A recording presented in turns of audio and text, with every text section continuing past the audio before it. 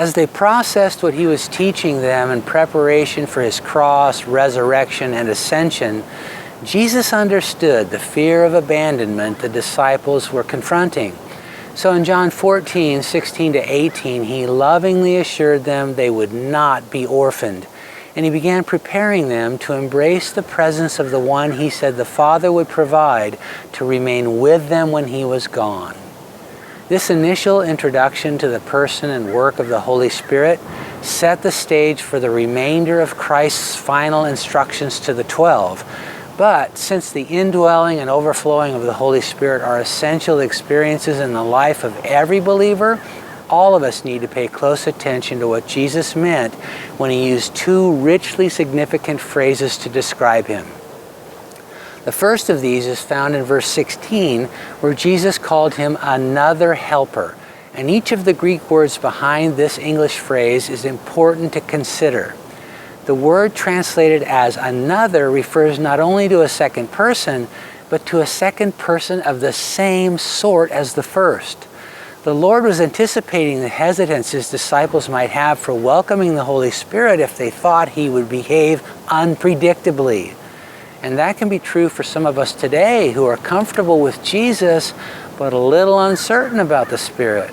So this simple word that could be easily overlooked was intended to help all of us securely rest in the knowledge that everything we know about Jesus is also true of the Holy Spirit.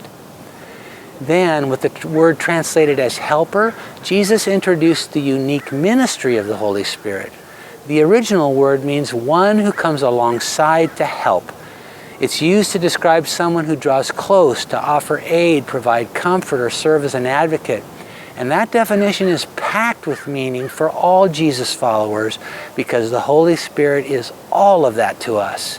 He's the one who is always near, standing with us in every situation, the one who is our limitless resource, supplying whatever the need requires, the one who is our emotional shelter, assuaging our heartaches, bearing our burdens, and relieving our fears, and the one who is our defender, confronting and defeating every assault leveled against us.